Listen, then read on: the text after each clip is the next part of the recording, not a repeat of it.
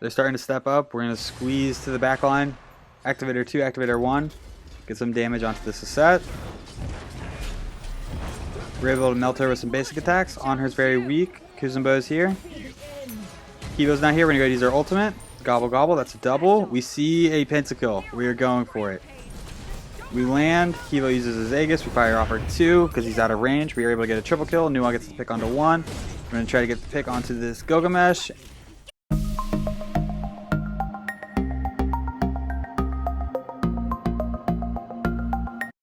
What a do, skibbity boo, it's your boy Shawnee B Gaming, and today we have a viewer request and a skin showcase for the chosen dragon, Kuang and Jungle. If you are new to the channel, I add some commentary to a game that I've already played with the intentions of seeing what went right, what went wrong, and hopefully there's something that we can learn together. If there is something that we learn together, make sure you check out the channel and subscribe for more content. As always, the full build is in the description down below. Let's go ahead and jump into Kuang's kit. Kuang's 1, Water Illusion. Kuang teleports forward into stealth, leaving behind a water clone of himself. He remains in stealth for 5 seconds, or until he attacks or takes damage. Kuang may activate this ability again to detonate the watery form, dealing damage to nearby enemies.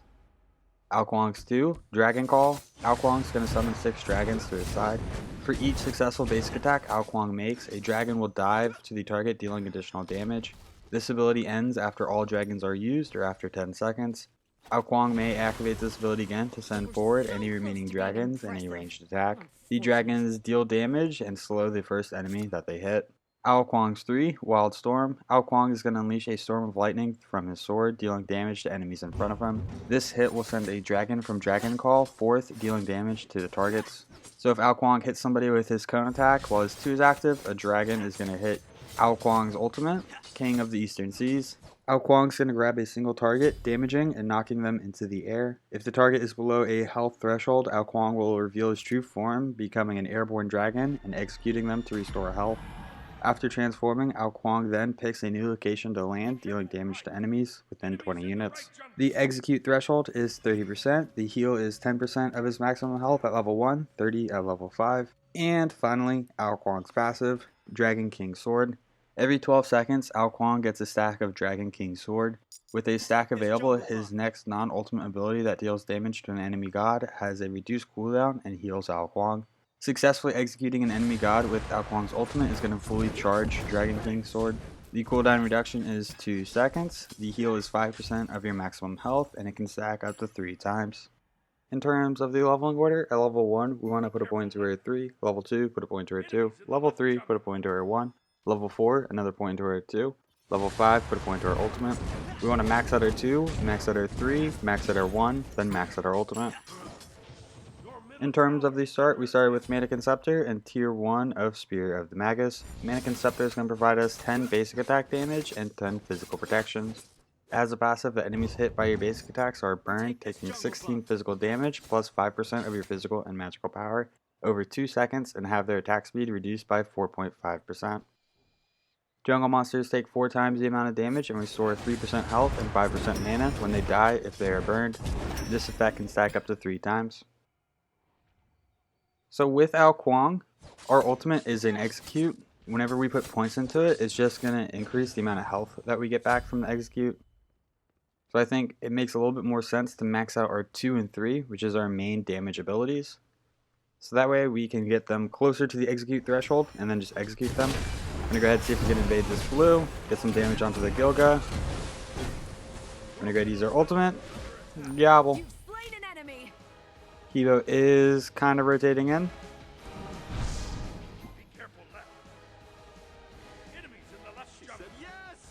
We're just going to fall back, play it pretty safe.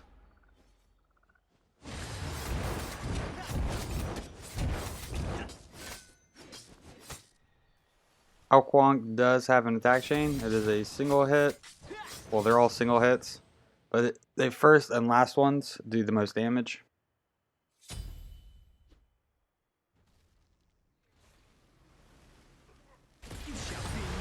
Kibo just got a lot of damage off. We're going to see if we can step up, dash up, get some basics. Without Kuang, a majority of our damage is going to come from our 2. So whenever we activate our 6 dragons, we want to try to land basic attacks. That's going to deal a lot of damage. But if they start stepping out of range, we can shoot our dragons, which is then going to cause the enemy to be slowed. We're going to go ahead and drop the red buff and then back. We're going to go ahead and pick up Spear of the Magus. Spear of the Magus can provide us 110 magical power, 12% magical lifesteal, and 10 flat magic penetration. It has a passive that whenever you damage an enemy god with an ability, you're going to mark them to take 7.5% increased damage from all sources. This effect lasts for 7 seconds and can only occur once every 15 seconds. So with Spear of the Magus, it's going to give us a decent amount of power, some lifesteal, which is really what we're after, and then some flat penetration, which is really effective in the early game. So right now we have 36 magical protections. Let's go ahead and just round up to 40 and assume that an enemy has 40 magical protections. We're going to be dealing damage to them as if they only had 30 magical protections. So we're reducing their magical protections by 25% from just the 10 flat penetration. We're going to go ahead and hit the Greatest Scorpion. This is going to enhance our blue and speed buff. So Magus has a good passive, and it's going to sync really well with Typhoon's Fang when we pick that up later in the build.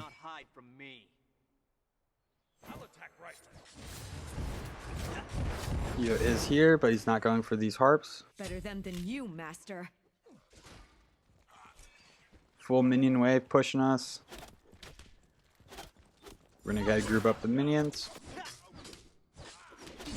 Kuang plays in the jungle really well, but he also plays solo pretty well. And he is pretty fun in mid if you can survive the early game. That's the biggest thing. His early game is not the best, and he doesn't have the best wave clear. But he has an execute and is really helpful in team fights. Can rotate really well.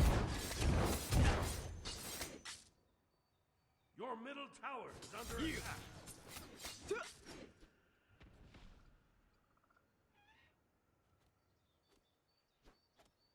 Red's up. We're gonna go ahead and make a play for it. Enemy missing middle.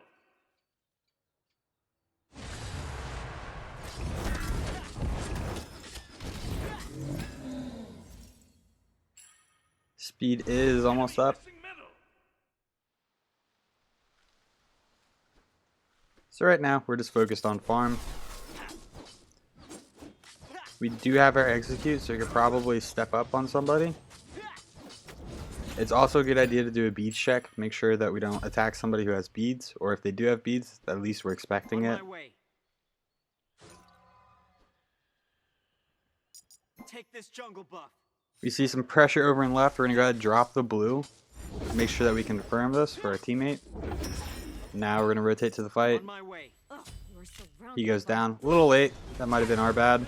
We're going to go ahead and get some great damage onto this Evo. Get the pick onto him. Go ahead and get some damage. There's his jump. We're going to blink up with our 1. Go ahead and execute him and get ourselves a double kill. We were trying to do that without using our ultimate, but since Gilgamesh jumped away, we went ahead and just ulted him. Now that we've cleared them, left jungle should be pretty open. We're going to go ahead and hit some of their farm. We could check their speed, but I really doubt it's up.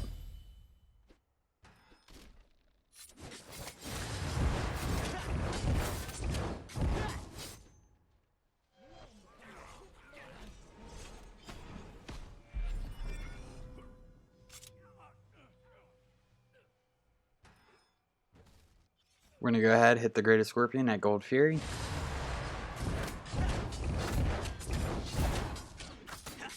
Taking a look at what farm is available to us right now, we're going to go ahead and hit these oracles. Then we have the back camps behind red, and we have the back harpies between blue and yellow.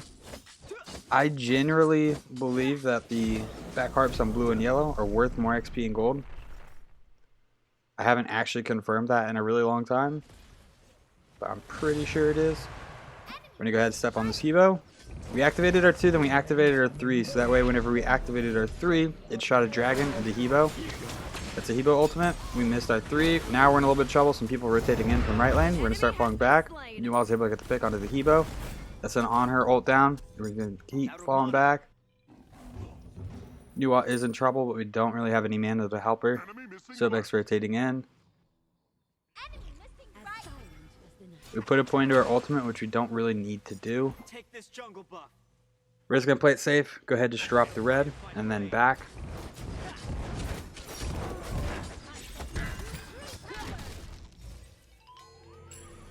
Thanks. Retreat middle lane. We're going to go ahead back and pick up Telkhines Ring. Telkhines Ring is going to provide us with 100 magical power and 25% attack speed. It has a passive that your basic attacks deal bonus damage of 10 plus 15% of your magical power. This effect does not hit structures. So 10 plus 15%, we have about 210. So it's looking like it is about an additional 40 damage per basic attack. Close to. Enemy missing left. There's also Manikin Scepter. So there's two forms of yellow numbers going on right now. There's the Manikin Scepter, and then there's the Telkhine Ring. A little bit of a fight going on in mid. We're going to rotate towards it. Attack it from behind. Very aggressive blink. We didn't get anything for it. That's an Aset ult. That's a Hebo ult. We're going to use our 1 to get out. We blinked in, so that way we could use our 1 to get out. In that situation, I think we would have benefited from using our 1 to become invisible and then attack. But if there's a big team fight, it's generally safer to blink in and 1 out than it is to 1 in and try to blink out. Your middle tower is under attack. Activator 1, go invisible. Activator 2, drop our 3. So much damage. We get the pick onto 1, Neith gets the pick onto the other, and we go down. So what we could have done right there, and I think our only way out of that, was to get the pick onto 1 and then to execute the other. That would take us into our dragon form, and then we could reevaluate where we are with a little bit of additional health.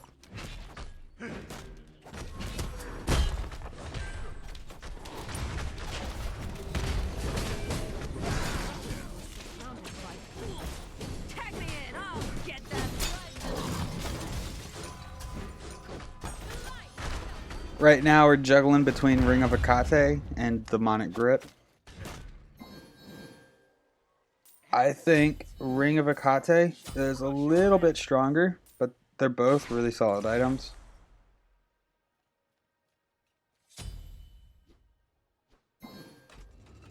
Go ahead, just start another rotation. All of our back left jungle camps are up, so we're going to go ahead and hit all of these. Better them than you, Master. Curses. On my way.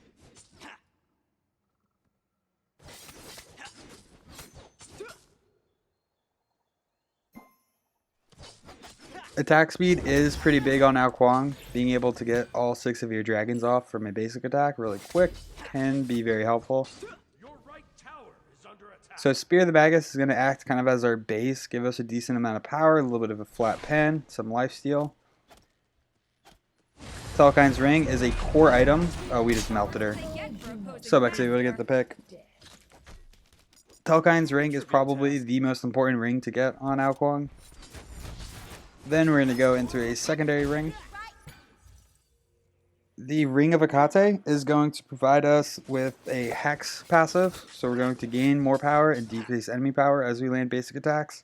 It's got a little bit of lifesteal, a little bit of power. Demonic Grip is going to reduce enemy protections by 8%, so it acts kind of similar to the Executioner. Both pretty solid, but I feel like Telkhines really sticks out as the strongest of the 3 rings for Kuang. Kuzenbo is nearby. I'm gonna go ahead and just start falling back. We'll fight him. We have our ultimate. We'll get some damage off. This is like a 7-star Kuzenbo. Definitely the highest star Kuzenbo I've ever played against. This is ultimate. We are in a little bit of trouble. We're gonna go use our beads. We get to execute. Gobble gobble. Give it to them. I mean, nice work.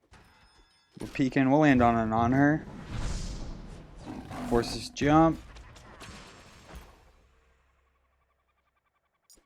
Attack the gold fury. We're gonna go ahead and fall back. Start trying to put some pressure on the gold right here. They do have vision of it, but we should be able to secure it before they can rotate here.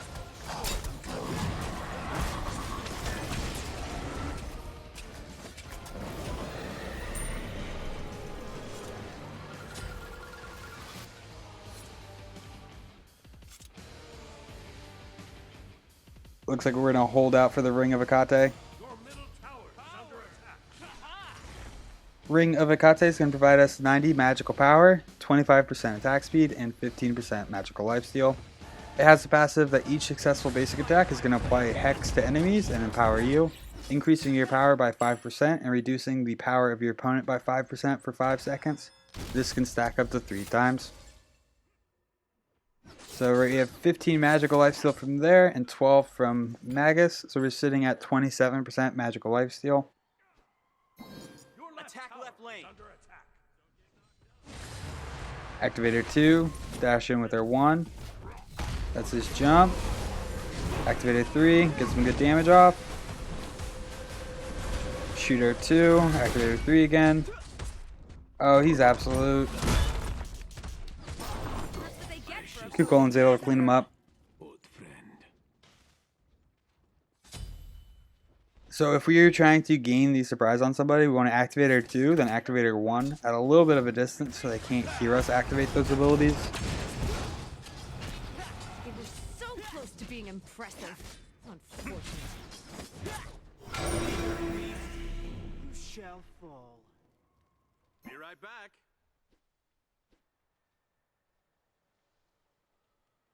You shall be no more. Tower is under attack.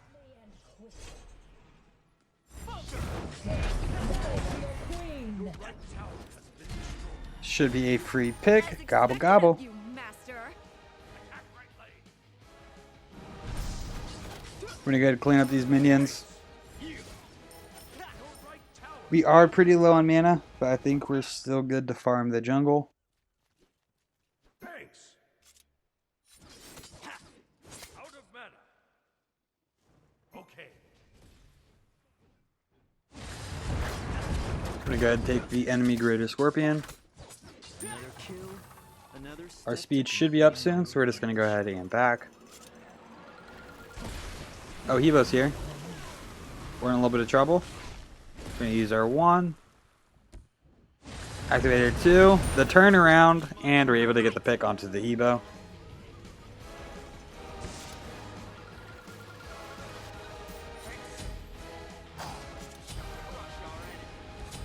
We're gonna go ahead and start working on Typhoon's Fang.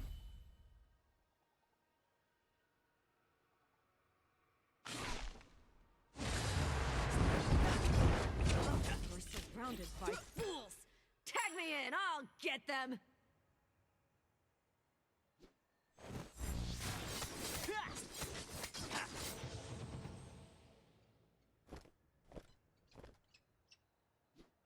Your middle tower is under attack.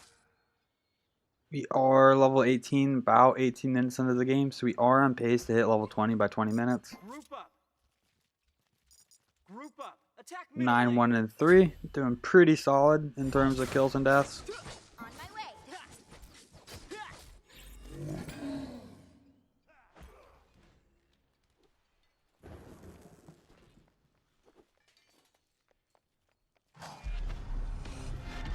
We're going to start trying to group as a team. These are beats to avoid the Kuzumbo push. That's a set ultimate and a Kuzumbo ultimate. On her is rotating in.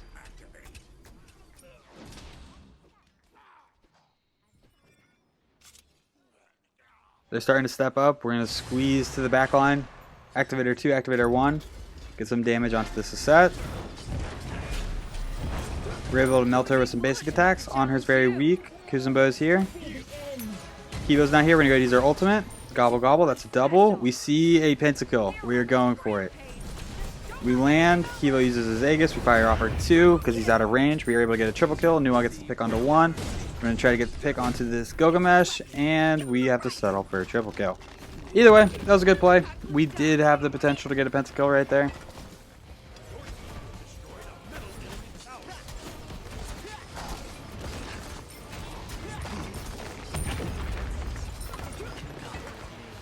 We're going to go ahead and step up the tower. We might be able to end right here. Your team has destroyed a middle. Nah, looks like we didn't want the end. I'm gonna go ahead. Start trying to push the left lane a little bit. Right lane is actually the better lane to push. It's the opposite side of Fire Giant.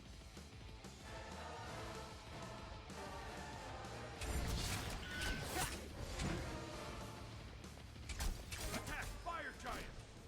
We're going to go ahead and make a play for Fire. We do have enough money for Typhoon's Fang. And the enemy team surrenders. Well, if you enjoyed this video, make sure you give it a thumbs up. That helps these videos out. If you feel like you learned anything at all, check out the channel and subscribe for more content. The full build is in the description down below, and these stats will be posted in just a moment. Thank you for stopping by. I hope you have a great day. I'll catch you next time. Bye-bye.